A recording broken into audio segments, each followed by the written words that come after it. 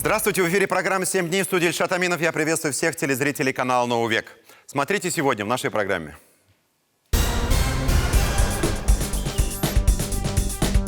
Дисквалификация команды «Рост». Компания «Ростинк» зарегистрирована в США, в штате Невада. Финансовая пирамида. И нашли ли 1,5 миллиарда рублей, что вложили вкладчики? Все оттенки серого. Если бы они могли что-то с нами сделать, они бы давно бы нас уже закрыли. Рынок нелегальных перевозок с оборотом в 1 миллиард рублей. Как с гуся вода. Через меня прошли все, наверное, государственные органы. Почему бизнес не окрыляет, а птичья ферма под угрозой закрытия? На этой неделе в Казани стартовал судебный процесс, которого ждали долгие 2,5 года. На скамье подсудимых 7 организаторов самой громкой за последнее время в России финансовой пирамиды – «Рост». 40 филиалов в 23 российских регионах с головным офисом в Казани. Сумма вкладов самые разные – от 30 тысяч до 20 миллионов под баснословные 180% годовых. В рамках уголовного дела пострадавшими признаны более 3,5 тысяч человек, а сумма ущерба – около 1,5 миллиардов рублей. Один из организаторов финансовой пирамиды – бывший футболист Сергей Харламов. По версии следствия, ему была отведена роль не только медийного лица, на которое должны были клюнуть доверчивые вкладчики. Следствие считает его одним из организаторов финансовой пирамиды. Елена Горбунчикова о дисквалификации команды «Рост».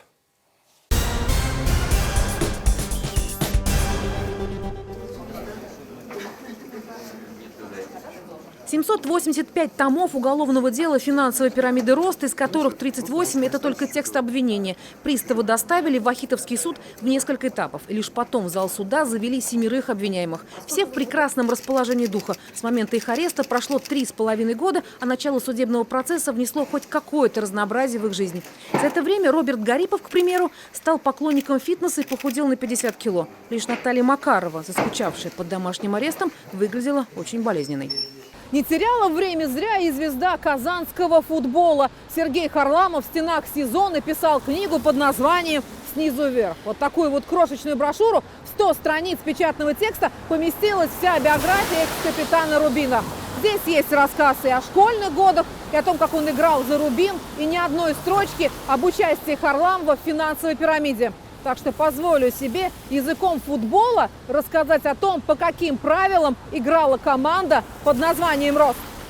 Итак, состав команды «Роста». Единственный нападающий, по версии следствия, Андрей Макаров, создатель пирамиды. Центральный полузащитник Алексей Гречко, правая рука капитана команды, идейный создатель сети филиалов. Левый полузащитник – легионер Вадим Яникеев, выписанный из океана якобы за хорошую игру на американской фондовой бирже. По правому флангу Сергей Харламов, свой родной воспитанник казанского футбола. Опорник – сестра капитана «Роста» Наталья Макарова, по совместительству скаут, который напрямую работал с вкладчиками. Вместе с ней к атаке подключался владелец ФК «Земля» Александр Бурнаев. Под предлогом перевода сельхозугодий под частные застройки он лихо обвел, по версии следствия, 158 человек на общую сумму 66 миллионов рублей. За оборону в «Росте» отвечал юрист Роберт Гарипов и кураторы филиалов, которые обеспечивали финансовое благополучие команды. Свою игру в чемпионате по привлечению средств от населения команда Макарова начала в 2013 году, когда кредитно-производственный кооператив «Рост» стал обществом с ограниченной ответственностью. А все для того, чтобы Центробанк, как регулятор, уже не мог показать желтую карточку за грубую игру на финансовом поле. По рукам были связаны и полицейские.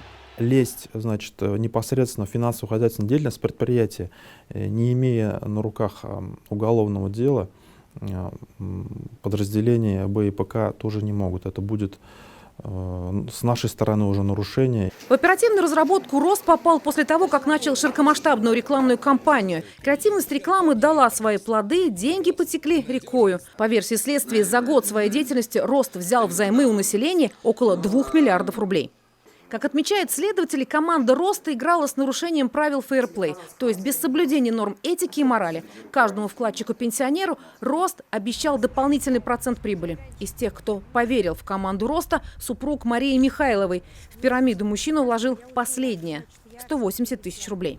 Вклады, которые лежат в банках, они под маленький процент. И муж просто мне сказал, давай хоть немножечко какую-нибудь получим, небольшую прибыль. Вкладчики верили каждому слову инвесторов, которые якобы вкладывали деньги в развитие дочерних фирм по строительству коттеджей, прокату автомобилей премиум-класса, продаже синтетического каучука. А на деле вели роскошную жизнь, не стесняясь выкладывать видео в интернете. Вот, к примеру, Вадим Яникеев в окружении молодых красавиц после окончания конкурса «Низ Караганда». Харламов в Казани спонсирует любительский футбол, а доктор философии Яникеев читает студентам лекции по экономике, продвигая несуществующий браузер Даксол. Пустышкой оказался проект выхода Роста с месторождением марганца на американскую фондовую биржу. Компания «Ростинк» зарегистрирована в США, в штате Невада. Акции Рост Корпорейшн были, а вот компании в природе не существовало, как и самого месторождения марганца, а в колбе и вовсе обычная земля. К этому финту, по версии следствия, Харламов и сотоварищи прибегли в январе 2015 года, когда начались проблемы с выплатой дивидендов. Довольно часто бывает так, что финансовые пирамиды и прочие мошеннические схемы предусматривают операции на иностранных рынках с тем, чтобы по возможности уйти из-под контроля российских регулирующих органов. 11 марта 2015 года домой к организаторам финансовой пирамиды пришла полиция, а в 40 филиалах компаний по всей стране одновременно прошли обыски. По словам татарстанских оперативников, промедли с началом операции еще на пару недель, и организаторы пирамиды могли бы скрыться за границей. Об этом у Вадима Яникеева большой опыт. В нашем распоряжении документы гражданина Германии Александра Есау. Он эксклюзивно предоставил их программе 7 дней. Вот уже 6 лет он пытается добиться возврата 160 тысяч евро, которые вложил в некий инвестиционный фонд «Альфа». Яникееву удалось скрыться в США, где ему предъявлен иск еще на 445 тысяч долларов. Следствию удалось найти имущество организаторов на 300 миллионов рублей. Это офис Ростона Ершова, особняк на Чернышевского, в котором располагался ФК «Земля», квартиры Макаровых на Достоевского. Около 1,5 миллиарда рублей, полученных от вкладчиков, пока не нашли. По словам следователей, судебный процесс может затянуться как минимум на 2 года. Если у нас обвиняемые не изменят свои позиции в плане того, что вот в ходе следствия они все говорили, то что будут допрашивать каждого из потерпевших, выяснять, сколько он вносил, сколько он получил, совпадает ли это с обвинением, то представьте, это почти 3700 человек. Какой это объем времени займет. Команда «Роста» оказалась настолько сплоченной, что, по версии следствия, ее игра вполне достойна наказания по одной из самых серьезных статей Уголовного кодекса – организации участия в преступном сообществе. Каждому из игроков грозит до 15 лет лишения свободы. Сколько книг можно написать за это время и под каким заголовком? Елена Горбунчик, Роман Безменов и Андрей Ключников. 7 дней. Дело кредитно-производственной компании «Рост» несомненно войдет в историю. Именно оно стало поводом для внесения изменений в Уголовный кодекс, где, наконец, предусмотрели наказание за создание финансовых пирамид. Это была инициатива МВД Татарстана совместно с Центробанком России. Кстати, сегодня финансовые пирамиды ушли в интернет. Все большие обороты набирают так называемые виртуальные казино. И вот тут следователи подчеркивают, найти преступников, доказать вину очень трудно. Еще одна актуальная проблема, справиться с которой должны помочь изменения в законодательстве. Мы уже не раз в программе «7 дней» говорили о войне между легальными и нелегальными перевозчиками. В Набережных Челнах ситуация накалилась до предела. Нелегальные перевозчики буквально перехватывают пассажиров на подступах к автовокзалу. Дошло до того, что рядом с городской автобусной остановкой появился даже клон кассы автовокзала, который, по словам сотрудников Министерства транспорта Татарстана, работает нелегально. К чему приводит недобросовестная конкуренция? Это разбитые автобусы, нападения на водителей легальных автобусов. Это одна сторона вопроса. Вторая сторона – это, конечно же, наша с вами безопасность. 16 октября Государственная Дума приняла в 3-м чтении обновленный закон о лицензировании пассажирских перевозок. Инициатором внесения изменений в законодательство выступил Татарстан. О конкуренции с элементами кулачного боя и новом механизме закона о лицензировании Сергей Темляков.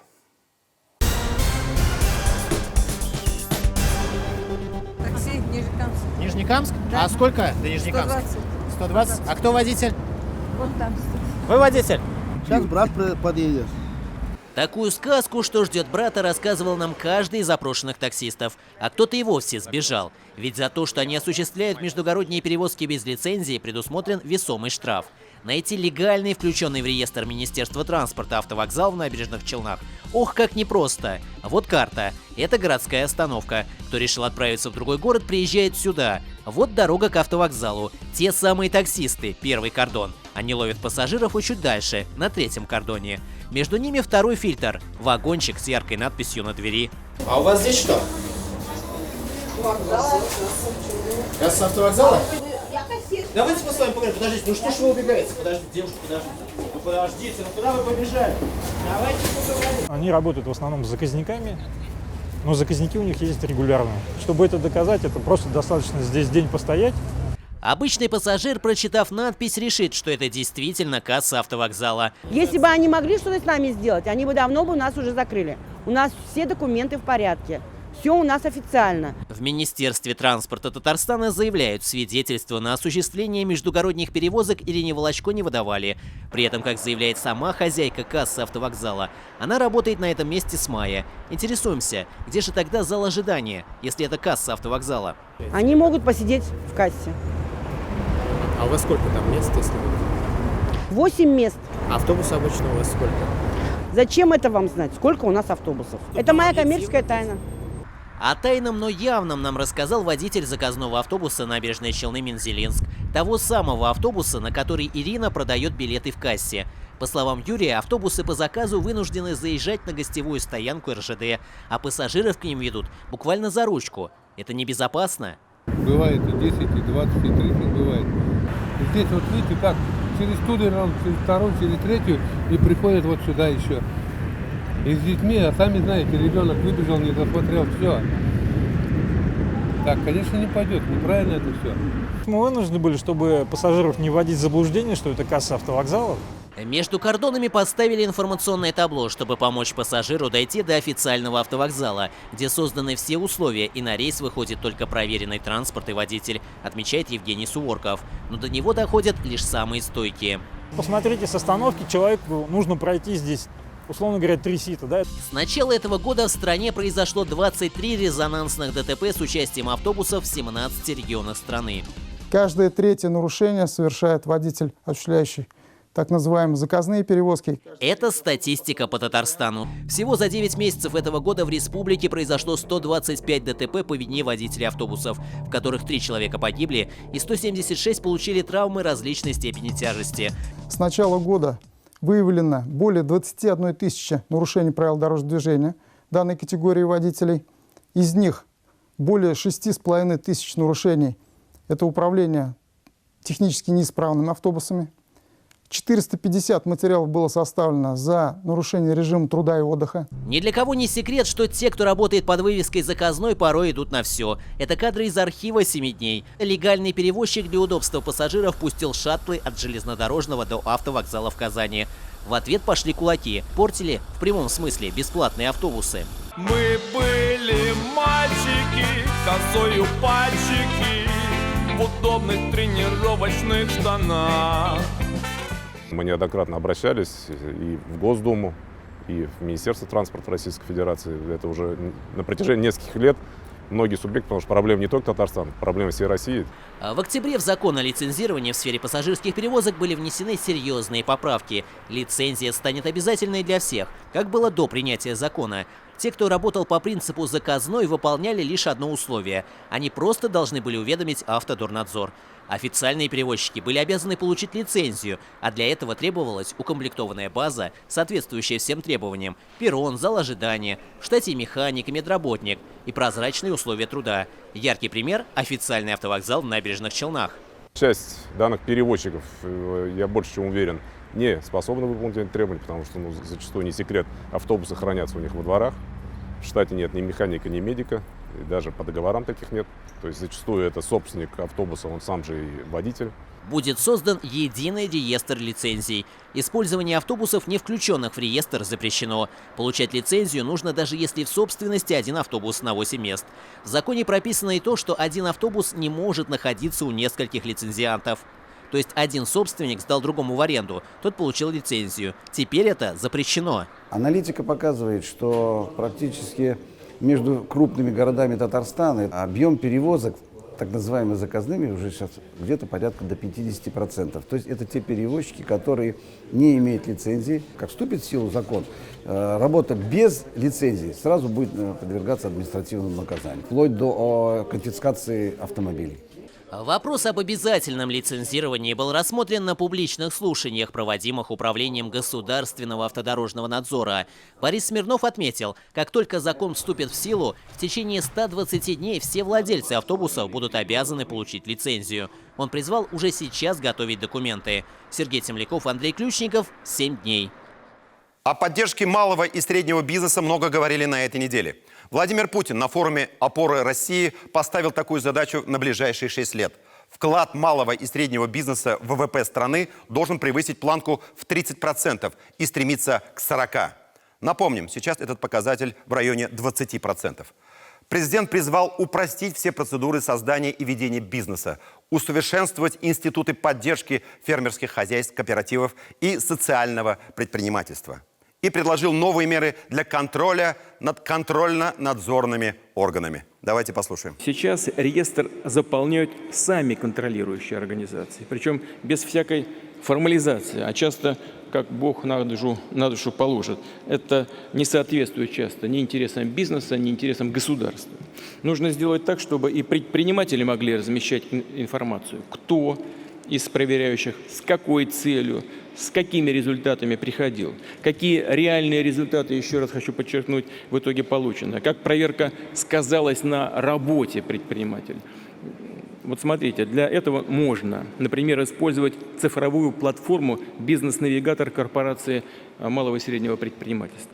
В дальнейшем обе системы, реестр проверок и «Бизнес-навигатор», можно и нужно будет состыковывать между собой, обеспечить обмен данными. А если эти данные, что называется, не совпадают, не бьются, это сигнал и для Генеральной прокуратуры, и для общества в целом. Сигнал нашей программе поступил из Бугульминского района. Успешное фермерское предприятие на грани закрытия. Бесконечные проверки и штрафы привели к этому. Эльзира Юзаева подробнее. То есть я вот полчаса летом, ну и все эти вот пенсионеры то же самое, а не можем, да и те тоже жалуются, не можем выйти работать в садах. Услышав гусиный гогот, Галина Алексеевна берется за перо. Ее жалобные письма летят во все инстанции, чтобы разворошить гусиное гнездо раз и навсегда.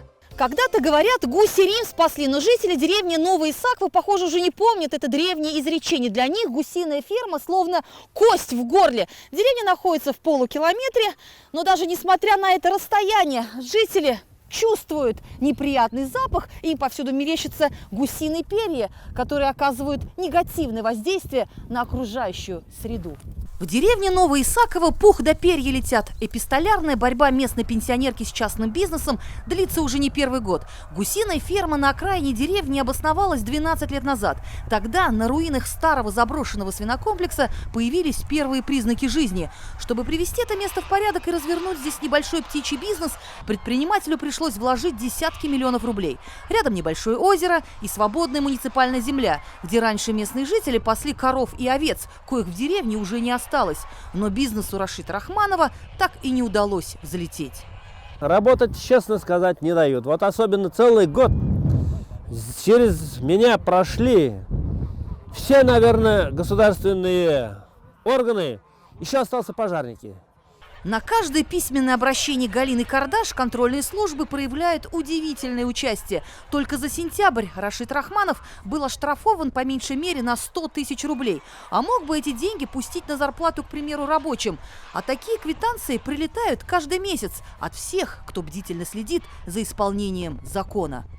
Юго-Восточное территориальное управление Министерства экологии, Управление Россельхознадзора и даже Федеральная служба по надзору в сфере защиты прав потребителей.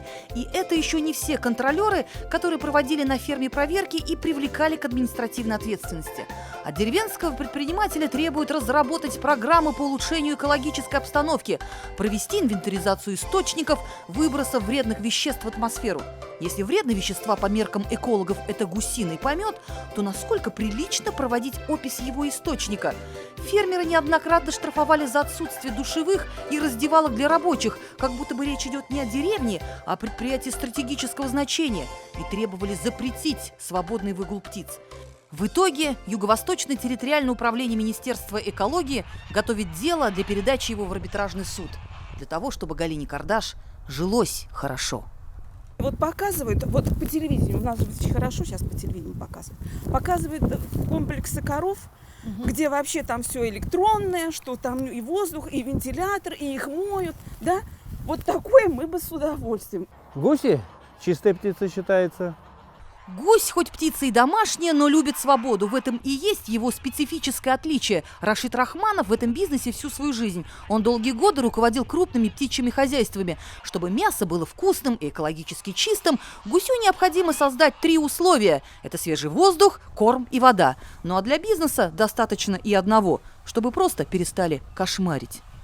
Вопрос сейчас встает, что должен следующий шаг – арбитражный суд и закрытие предприятия. Если это пройдет, значит, я подчинюсь власти, закрою и все. За что душить? Что он открывает такие предприятия? Он открывает для людей, не для себя. Если люди узнают, что закрывается это хозяйство, ну это просто бум будет. Это будет для них шок. Решение суда, похоже, станет лебединой песней для фермера, для сельского поселения. Это значит лишиться стабильных налогов, а предприниматель ежемесячно платит 180 тысяч рублей в бюджет различного уровня. Люди останутся без работы, у Рахмановых 30 человек и все жители деревни. Да и таких отзывчивых людей, как этот фермер, глава сельского поселения, давно не видала. По весне у Рашида Хиярыча действует такой кредит. Берешь 10 гусят, 2 возвращаешь по осени. Это разве плохо? Для сельского жителя это очень даже хорошо.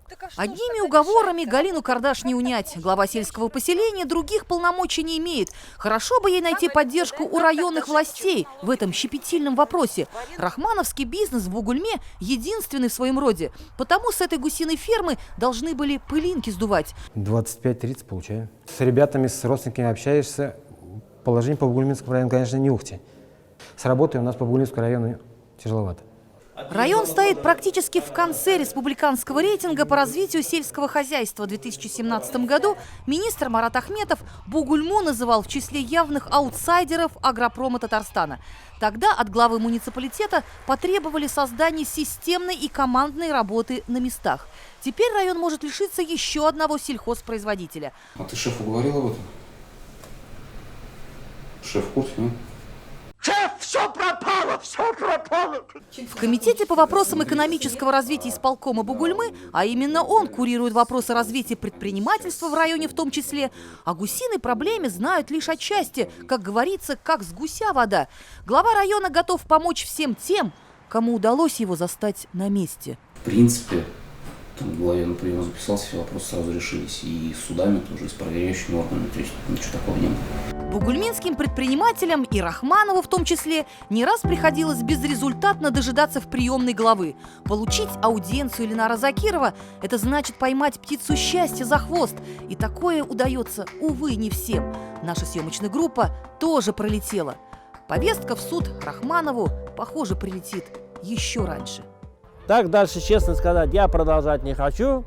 Если будет так продолжаться, вот весной, летом следующее, все это, как говорится, распродажа называется. И бросать все это, потому что бесполезные труды. Ильзира Юзаева и Роман Безменов. 7 дней. Люди, которые берут на себя ответственность, вкладывают средства в бизнес и создают рабочие места, такие люди должны быть поддержаны властью. И мы будем делать все, чтобы развивать предпринимательство, заявил в пятницу Рустам Минниханов на форуме «Перезагрузка 2.0» в Казани. Кстати, напомним, что глава Бугульминского района Ленар Закиров уже попадал в зону критики президента Татарстана. Еще в 2016-м на Совете по предпринимательству бизнесмен Зинаида Антонова из Бугульмы заявляла, что глава не встречается с предпринимателями, а административно-техническая комиссия района превратилась в карающий орган, штрафуя всех предпринимателей за малейшие провинности. Кстати, у меня в руках инвестиционный паспорт Бугульминского района, который издан совсем недавно. Если его почитать, то складывается впечатление, что район действительно заинтересован в инвестициях и имеет огромный экономический потенциал. Но ведь иметь это одно, а создать условия для ведения бизнеса – это совсем другая, более сложная задача. А этот инвестиционный паспорт, безусловно, произведет впечатление. Главное, чтобы цель была не только в этом. Мы продолжим нашу программу через пару минут. Смотрите после рекламы.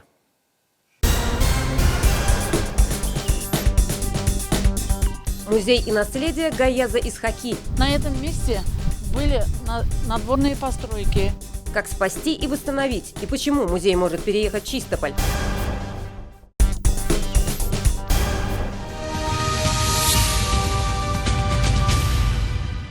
Какие события, явления и факты будоражили интернет на этой неделе? Сейчас настало время нашей традиционной рубрики под хэштегом 007. И я передаю слово своей коллеге Светлане Спириной. Здравствуйте, Светлана. Здравствуйте, Ильшат. Приветствую всех зрителей программы. Итак, настало время рубрики 007, значит, пора обсудить самое популярное или вызвавшее общественный резонанс в социальных сетях. Заметные события, которые так или иначе связаны с Татарстаном, и ключевые заявления медийных персон в своих личных аккаунтах.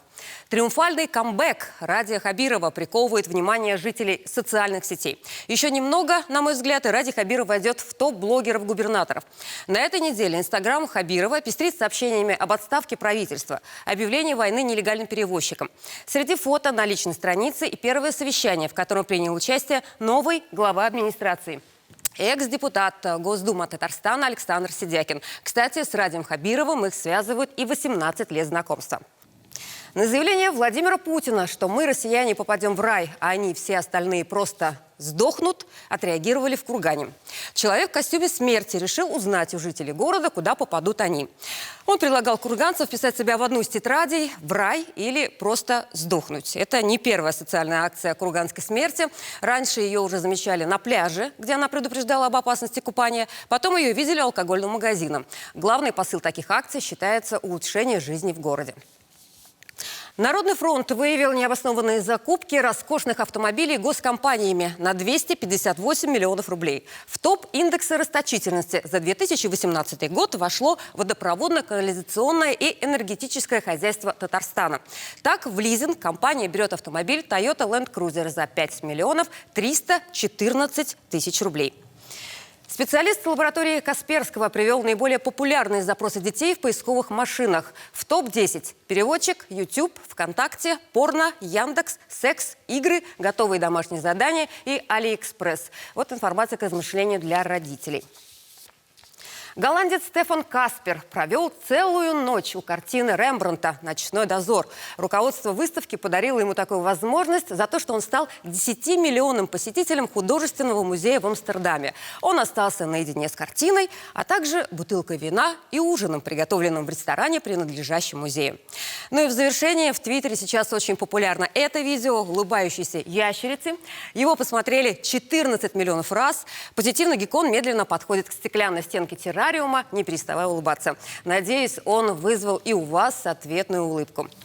Ильшат, и вот традиционный вопрос не о ящерице, а все-таки в каком бы музее вы согласились провести ночь, и, возможно, с какой картиной?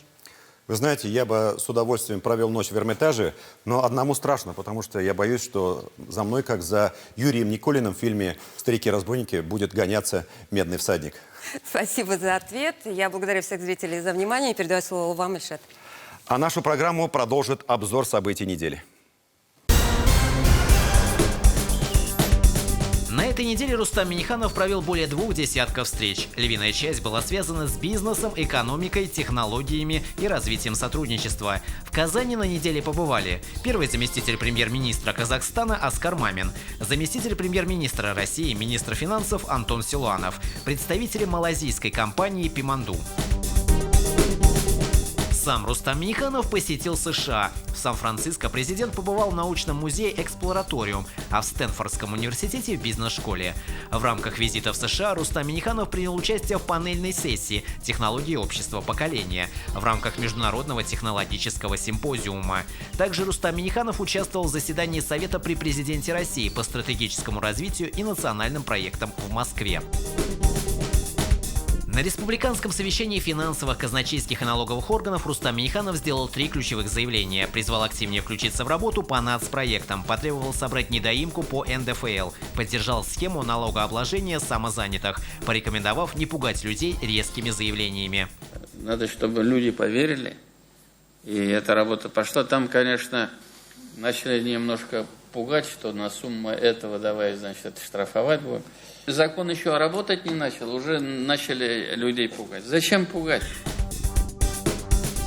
Премьер-министр на этой неделе провел более десятка встреч. Одно из самых ярких событий, в котором принял участие Алексей Песошин, прошло в субботу. Организатором акции «Военная служба по контракту» выступило Министерство обороны страны. По данным военкомата Татарстана, с 2012 года в республике контракты на службу заключили более 5000 человек. Председатель Госсовета Татарстана на этой неделе поздравил ветеранов комсомола республики с вековым юбилеем в ЛКСМ. Как отметил Фарид Мухаммедшин, в свое время тоже комсомолец-ударник, Союз молодежи воспитал множество руководителей, в том числе первого и действующего президентов Татарстана. Владимир Путин подписал указ о награждении орденом Александра Невского руководителя аппарата президента Татарстана Азгата Сафарова. Генеральный директор Татнефти Наиль Маганов удостоен ордена почета, а первый заместитель руководителя аппарата президента Марат Муратов – ордена дружбы. Мэру Набережных Челнов Наилю Маганову будет вручена медаль ордена за заслуги перед Отечеством 2-й степени. Долгожданное событие на этой неделе произошло и в медиасфере. Первый детский телеканал «Шаян ТВ», который входит в медиахолдинг ТНВ, 25 октября получил лицензию на право вещания. Лицензия дает право 10 лет выходить в эфир на собственной частоте круглосуточно. Идея создания канала принадлежит президенту Татарстана Рустаму Минниханову. Сохранение и развитие татарского языка – ключевая задача нового телеканала. Интересные программы, яркие персонажи, мультфильмы и обучающие проекты. Здесь есть все, чтобы сделать татарский язык более привлекательным для детей. Напомню, в тестовом режиме на ТНВ и ТНВ Планета Шаян ТВ начал работать еще с 1 февраля. На новой частоте телеканал начнет работу 12 ноября в 12 часов. Эта неделя в России и в Татарстане прошла под знаком деловых контактов и бизнес-форумов.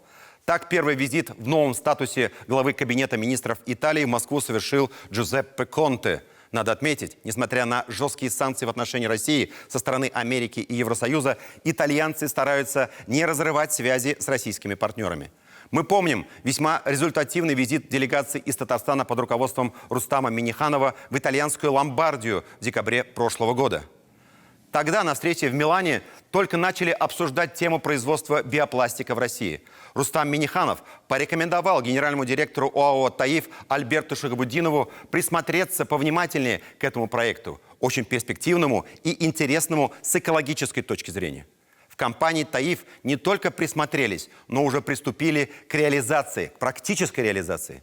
В Москве в присутствии президента России и премьер-министра Италии «Таиф» и итальянская компания «Бион» подписали соглашение о совместной реализации проекта по производству биопластика. Тимур Бекмурзин подробнее.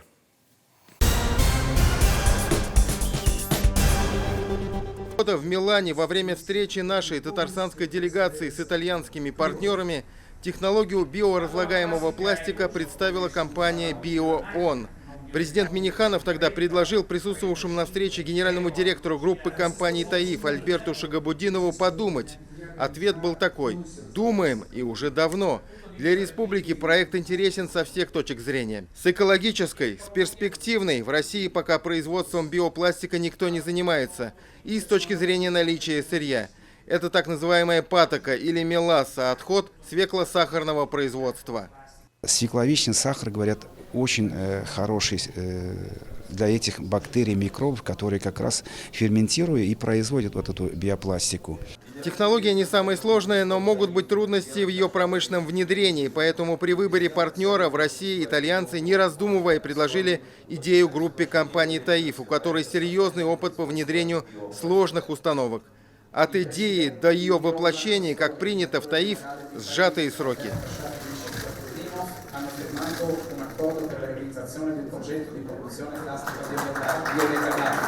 И место, и время для подписания исторического соглашения подобрали идеальное. Во время первого визита в новом статусе премьер-министра Италии Джузеппе Конте и в присутствии президента Путина. Это биополимеры. Они производятся биологическим способом и, соответственно, и утилизируются биологическим способом. То есть они подвержены при определенных условиях быстрой утилизации, сгноению или разложению. Да. Вот, это совершенно разные классы био- и нефтехимические полимеры.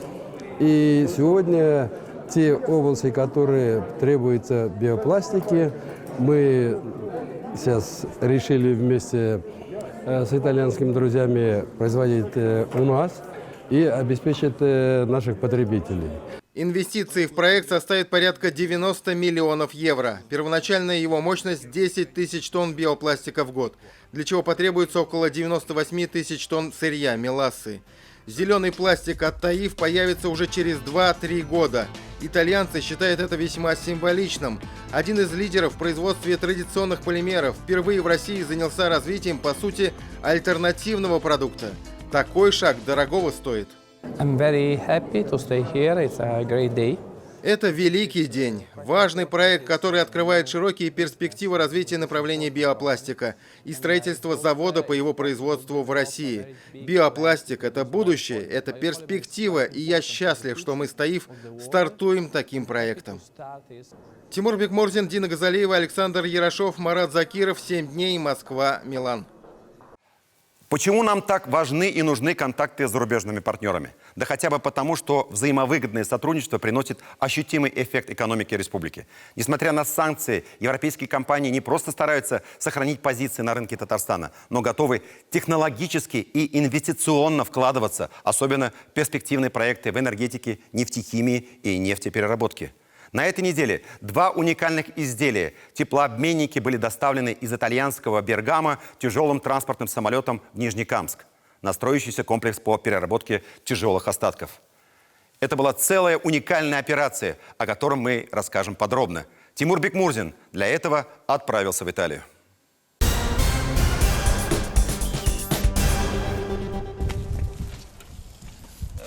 Комплекс глубокой переработки тяжелых остатков Таиф НК еще на стадии закладки капсулы вошел в историю. Уникальный, первый в России и даже в мире, самый эффективный. Вообще такого проекта нет. 95% светлых нефтепродуктов. Здесь появится практически такой же объем, даже больше светлых нефтепродуктов, которые мы сегодня имеем. Системная, кропотливая работа группы компаний Таиф, которая шаг за шагом решает эти задачи. В процессе строительства комплекса показатели только росли. По глубине переработки в итоге вышли на фантастические 98,6%. Производственная мощность комплекса по сырью 3 миллиона 700 тысяч тонн. Из него на КГПТО получают исключительно качественные, востребованные светлые нефтепродукты – нафту, дизельное топливо и керосин. Но чтобы выйти на рекордную глубину переработки, Таиф НК предстояло взять рекордную высоту по доставке грузов и спецоборудования. Реактор гидрокрекинга весом 1377 тонн изготовили в Индии. Это сердце КГПТО, самая большая и тяжелая часть комплекса. Сначала его перевезли в Санкт-Петербург, затем речным транспортом отправили в Нижнекамск. Уже сама перевозка стала мировым рекордом.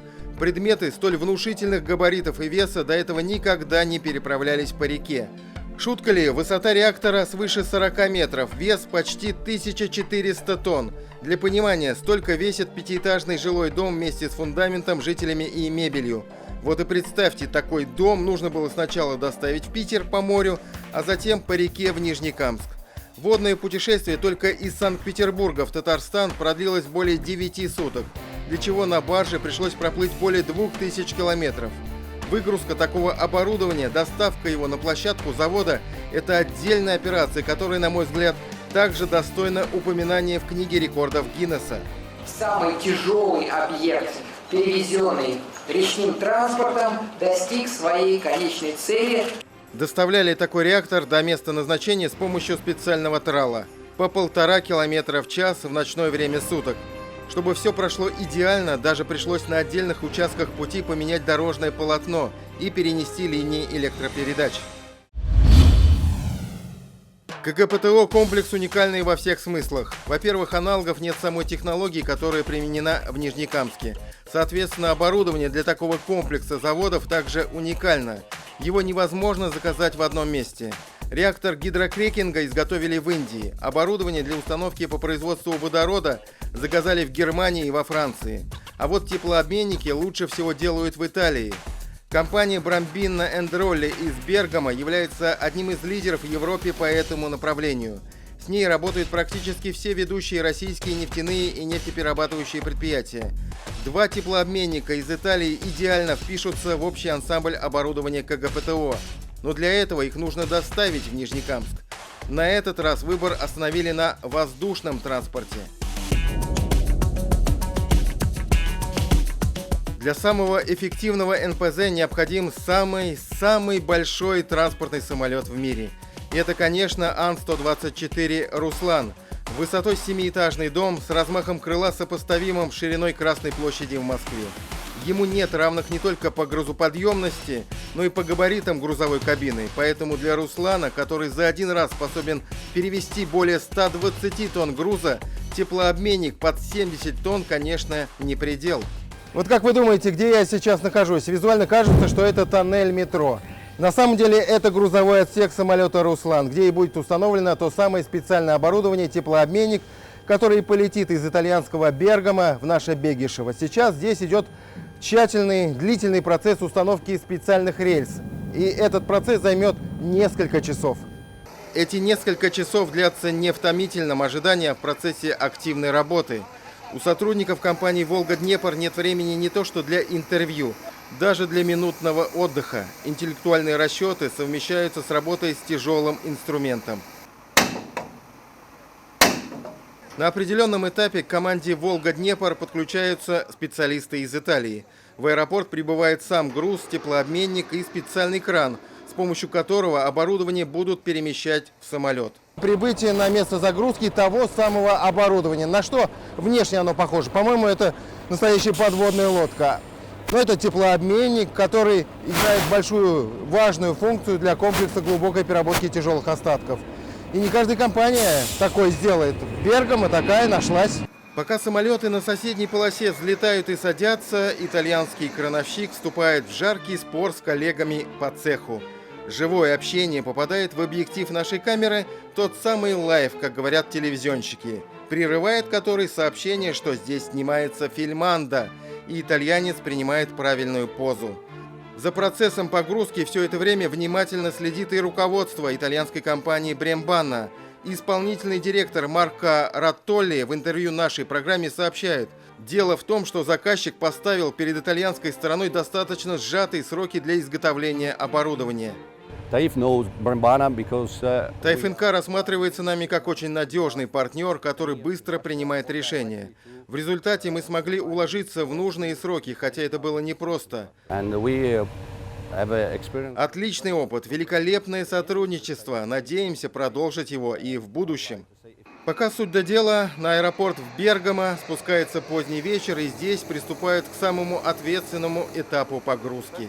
Оборудование постепенно, сантиметр за сантиметром, миллиметр за миллиметром перемещается в сторону грузового отсека самолета «Руслан». Интересный момент. Все это время теплообменник – это собственность итальянской стороны. Поэтому итальянцы очень внимательно следят за процессом. И только когда оборудование полностью окажется в грузовом отсеке самолета, все, это собственность ТАИФ-НК.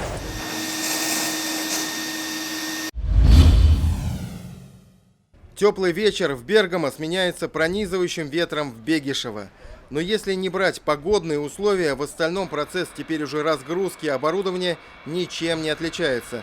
Только на этот раз за ним внимательно следят уже топ-менеджеры компании ТАИФ-НК во главе с генеральным директором Рушаном Шамгуновым.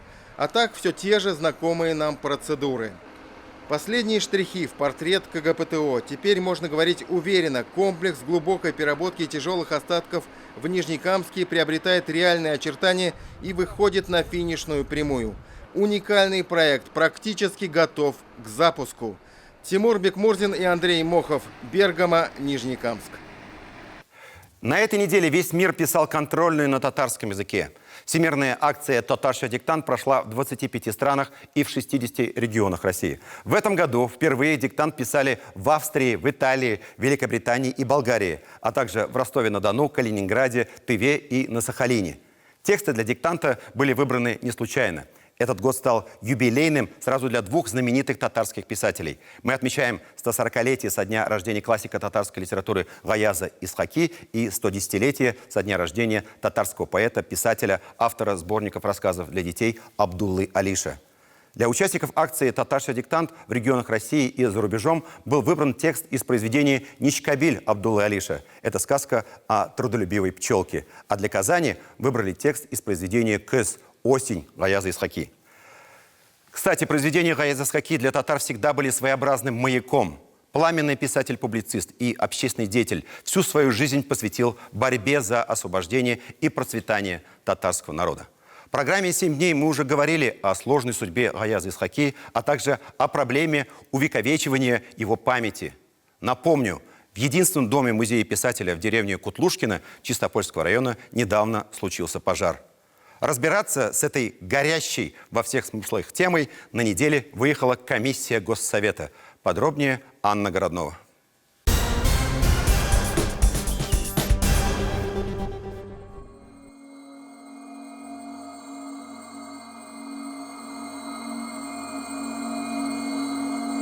Здание ветшает, все больше идет трещинами. Так в юбилейный год выглядит музей Гаяза Исхаки, писателя, которого его же современники ставили в один ряд с Тукаем. Но наследие великого татарского деятеля, именно то, которое связано с его детством и с его родиной, оказалось на грани утраты. Единственный в Татарстане музей Гаяза Исхаки в Кутлушкино не видел капитального ремонта с момента своего открытия. Прошло уже почти 20 лет. На этом месте были надворные постройки, клет, сараи, баня, колодец. 1,5 месяца назад огонь полыхал. Буквально в нескольких метрах сгорели дотла все надворные постройки. Музею нужно все. С крыши до фундамента надо ремонтировать. Условия хранения экспонатов оставляют желать лучшего. Экспозиции давно устарели и не отвечают современным требованиям, а некоторые даже не остеклены. А ведь здесь хранятся личные вещи. Например, вот это зеркало, привезенное из Турции. На выездном совещании Госсовета по культуре вновь подняли вопрос о скорейшей реставрации дома-музея. 2 года назад здесь уже была комиссия Министерства культуры. Тогда было решено, что все работы по капитальному ремонту будут завершены в юбилейный год. Но по какой причине затянулся проект реконструкции? У директора Чистопольского государственного заповедника, в видении которого и находится музей, свои объяснения. Если вначале речь шла порядка 15 миллионов на проведение только ремонтно-реставрационных работ, это без создания новой экспозиции, а то мы ее чуть не в 2 раза уменьшили. Вот, и, как я уже сказал, что специалисты ГИСУ сами посчитали, что этих средств будет явно недостаточно. И были изготовлены вторые сметные расчеты на проведение ремонтно-реставрационных работ на сумму 26 миллионов рублей. И вот сейчас уже эти сметы, который месяц уже на проверке. Многие писатели защитили свои кандидатские диссертации, докторские диссертации, пользуясь произведениями творчеством Исхаки. Но кто из них, интересно, и как часто бывает в музее Исхаки? И кто из них, так часто бывая в музее, давал какие-то свои рекомендации, советы, оказывал какую-то методическую, научную помощь музею? Почему сегодня вся вина сваливается только на район? Последняя смета, которую отправили на утверждение в Минкульт, 26 миллионов на ремонт и почти 9 на создание экспозиции и оснащение рабочих мест. Но, как считают депутаты, средства нужны будут не только на музей. Даже если экспозиции обновят, поток гостей здесь не увеличится. Дорога разбита, а в непогоду сюда на транспорте и вовсе не доехать. Так, 3 недели назад автобус с туристами в Кутлушкино так и не попал. Развезло единственный путь в деревню от трассы Казань-Чистополь. Мы ее отремонтировали 3 года назад дорогу. У нас был президент, приезжал, мы перед этим тоже капремонт сделали этой дороги. Но, к сожалению, техника сельскохозяйственная, она сейчас большая, и эта дорога уничтожается. Район, конечно, своими силами не сможет отремонтировать здание. Деревня сегодня в не очень хорошем состоянии, хотя районом сделано немало. И они сказали, что подстроили и клуб, и так далее, там подобное. Но Гаяза Исхаки заслуживает большего. Такой музей есть, пускай уже он дальше будет работать, чтобы Мы думаем, что если у нас будет музей, может даже будет помогать, дороги будут у нас хорошие, люди будут ездить к нам в гости. На встрече прозвучали разные предложения, даже самые кардинальные. Оставить в Кутлушкино только памятник Исхаки, а сам музей перевести в туристический город Чистополь, где и туристов больше, инфраструктура лучше. Туда еще можно передать и коллекцию уникальных личных вещей и документов, хранящихся в Казани в Институте языка, литературы и искусства. Они переданы историками из Турции во время их последнего визита в столицу. Дневники Гаяза Исхаки, более 40 дневников, более 30 дневников дочери Сагадат ханом. То есть нам еще предстоит долгая работа по изучению данного материала. Окончательную судьбу музея будут решать уже на расширенном заседании Комитета Госсовета по культуре. Но в любом случае популярность любого музейного комплекса связана не с его месторасположением и даже не с инфраструктурой, а с желанием людей прикоснуться к истории и получить более детальную информацию о личности, ставшей национальной легендой. Анна Городнова, Ильшат Мухаметов, 7 дней. Как известно, Гаяз Исхаки в прошлом веке написал просветительскую антиутопию «Ики юз елдансом инкирас» в переводе «Исчезновение через 200 лет», об угрозе исчезновения татар с исторической арены как результат отсутствия прогресса в их общественной и духовной жизни. С той поры прошло уже 100 лет. И, к сожалению, с каждым годом пророчество Гаяза Исхаки становится все более актуальным. Неужели татарская нация через 100 лет исчезнет? Горький, страшный вопрос. Чтобы это пророчество не сбылось, нужно еще многое сделать, особенно в национальном образовании. И здесь нам самим не грех поучиться. В прошлой программе мы начали рассказ о Северной Осетии, где вот уже 15 лет разрабатывают и апробируют собственную модель образования – полилингвальную модель. Напомню, что это такое. В первых 2 классах полилингвальных школ обучение ведется на осетинском языке. Русский здесь лишь предмет. Начиная с 3-го и до 5-го класса постепенно вводится русский язык, так же как язык обучения. 2 языка здесь абсолютно равноценны, и в средних классах дети уже владеют ими одинаково свободно. С 5-го класса обучение переводится на русский язык, за исключением нескольких предметов, таких как осетинский язык и литература, музыка, изобразительное искусство, история Осетии, география Осетии и традиционная культура Осетии. Эти предметы не заканчиваются экзаменами, и по ним нет ЕГЭ, что могло бы вызвать беспокойство родителей.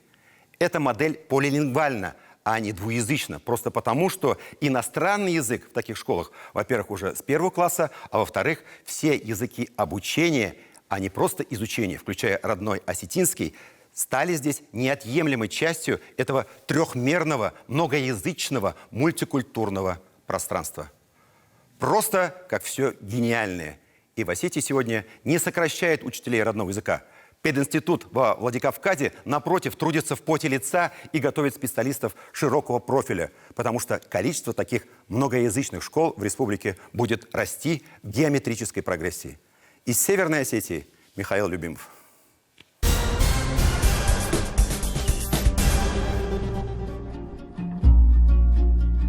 Уважаемые школьники 4 А класса города Владикавказ, перед вами следующая информация. Долгожители.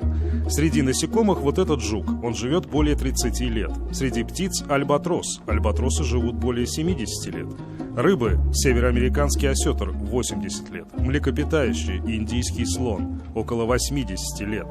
От Салаевой Гасаде в 2006 году исполнилось 120 лет. Увы, мы не знаем, жива ли еще эта уникальная осетинская бабушка, мы знаем одно. Для составителей этого учебника для осетинских школ сам факт ее существования ничуть не менее важен, чем факт существования слонов и альбатросов. А учебник этот, кстати, держитесь, по математике. Математика, 4 класс. Так школьники, которым предлагается составить тут задачи и решить их, могут, например, запомнить навсегда, что почти любая осетинская бабушка переживет почти любого индийского слона в 1,5 раза, и что если бы бабушка была, скажем, самым живучим на свете жуком, она прожила бы 4 жизни. А вот музыка, 2 класс. Проходим симфонию. Симфония – это созвучие. У Моцарта есть знаменитая симфония номер 40. Ее первая часть напоминает человеческую речь. А есть еще на свете осетинская симфония Татаркана Кокойты «Размышления о войне». Здесь же русский композитор Римский-Корсаков и его симфоническая картина о царе Салтане. Тут и белочка с орешками, и шмель, и богатыри, и царевна-лебедь. К чему это мы? Да к тому, что вот это все вкратце и есть полилингвальная, а точнее говоря, полекультурная модель образования Осетии. Это и есть симфония, созвучие разных языков и разных культур, которые в сущности не такие уж разные. Если мы посмотрим, например, учебник по предмету «Окружающий мир» за 3 класс, мы заметим, что он двуязычен. На самом деле он может и написан на 2 языках, но он не двуязычен, он полилингвален, многоязычен. Потому что то, что окружает осетинского школьника с 1 класса, называется окружающим его миром, а не мирком. Да что школьника? В детских садах Осетии, где все чаще теперь говорят только на осетинском, сами переводят на осетинский русские сказки. А ведь могли бы ограничиться и своими народными. А вот это у нас называется худербулк, репка. Худербулк. Да, репка. Никогда не забуду это слово. Вот она в чем полилингвальна. Русско-осетинско-английский. Да. Потому что они тут на 3 языках, они видите? Да, все на 3 языках. Маус, мышь, мышка, мышь. Что-то подобное мы уже видели собственными глазами и в Швейцарии, и в Уэльсе, и в Нидерландах. Повсюду в мире, где национальные регионы существуют в тени большого брата, люди стремятся не быть потомками своего народа, а быть этим народом. И чем-то большим даже. В Осетии сегодня пока 10 полилингвальных школ. И пока здесь еще только начальные классы. Вот этим школьникам через год-два предстоит полностью перейти на русский язык обучения, что они и делают уже постепенно. Но осетинский они не забудут. Они одинаково свободно изъясняются на 2 языках. Английский они учили с 1 класса, и он неотъемлемая часть этой симфонии. У этих школьников все впереди, но эксперимент длится в Осетии уже 15 лет. И есть уже выпускники таких полилингвальных школ. Поразительно. Они оказались на голову выше своих сверстников. Какой пример всегда стоит перед глазами у жителей горной страны? Горы. И полилингвальную, поликультурную модель образования вполне можно сравнить с восхождением на эту гору. Вы начинаете от самых корней, от самого основания, и постепенно, двигаясь вверх, вы открываете для себя новые языки, новую культуру, совершенно новые горизонты. И в конце концов, поднимаясь на вершину, вы понимаете, что вы стоите на вершине, которая значительно выше общего среднего уровня всех ваших сверстников. Да, может показаться, что вы слегка оторвались от ваших корней, но вы стоите на том же основании. Ведь вершины у гор разные, но основание одно. И в этом основании родная земля, родные селения, родной язык и родная культура. В Осетии сегодня нет никаких сокращений учителей родного языка и литературы. Во-первых, почти ничего не изменилось в отношении изучения осетинского языка. Учили в обязательном порядке 100% школьников, теперь учат 80% школьников. Но дело даже не в этом. Даже если бы было 50%. Ведь кто-то теперь должен рассказывать детям на осетинском и о Цалаевой Гасаде, и о слонах, и о Моцарте. И местный пединститут готовит отныне специалистов широкого профиля. Полилингвальными школами со временем станет половина всех школ республики. Кадров хватит у вас? Кадров хватит у нас, потому что когда выпускник школы знает, что когда он выйдет из стен института, у него будет рабочее место, и когда он еще понимает, что это какая-то ответственность и моральная в том числе, то такой контингент абитуриентов, он складывается, и пока мы не ощущали особых каких-то проблем в этом смысле. Это удивительно, но в осетинские полилингвальные школы потянулись теперь представители совсем не осетинской национальности тоже. Тут и армяне, и грузины, и русские. И, что не менее важно, и сами осетины, еще не говорящие на родном языке. Родители, много упустившие в свое время, осознали простой факт. Языковую политику в семье формирует ребенок, если государство дает ему этот шанс.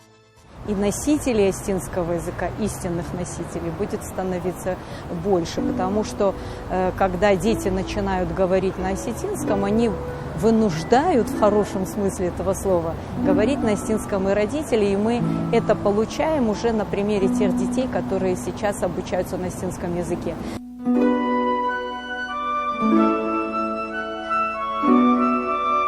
Конечно, у каждого своя гора, у каждого своя вершина. У вас уже есть люди, которые добрались до этой вершины.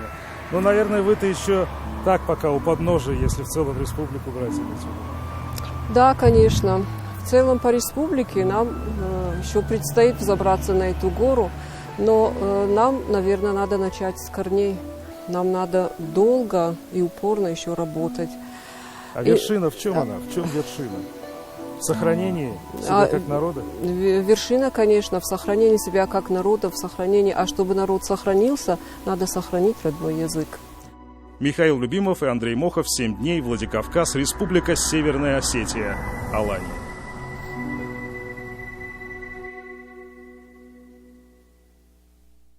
На этом у нас все. Туган телне, ана телен ничек саклап калырга, без бу сурауга жавап табарга тиеш. Как сохранить родной язык, язык матери? Мы должны найти ответ на этот вопрос, чтобы не сбылось пророчество Гаяза Исхаки.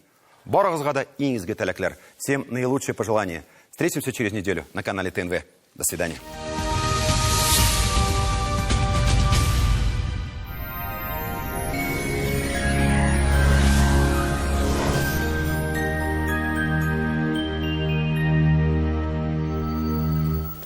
Здравствуйте! Поговорим о погоде на предстоящие 7 дней. Новая неделя не оставит надежд на возвращение тепла. Небо затянет тяжелыми тучами. Повсеместно будут наблюдаться осадки, преимущественно в виде снега. Температурный фон значительно понизится. По данным сервиса Яндекс.Погода, на северо-востоке Татарстана всю неделю будет пасмурно. Возможен снег. В воскресенье ожидается дождь. Средняя температура плюс 2 градуса. На юго-востоке Татарстана аналогичная ситуация. Температурный фон будет колебаться от 0 до плюс 2. И только в воскресенье чуть теплее, плюс 4. В центре республики пасмурное небо будет наблюдаться в течение всей недели. К выходным станет чуть теплее, 3-5 градусов выше 0. Возможны дожди. На юго-западе Татарстана только в среду жители порадуют солнцем. В субботу и воскресенье возможны дожди.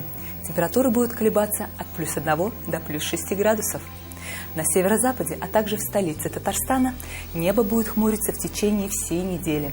Во вторник и среду столбики термометра достигнут отметки 0 градусов. К выходным станет чуть теплее, 3-5 градусов выше 0. Более подробный прогноз погоды смотрите ежедневно на ТНВ.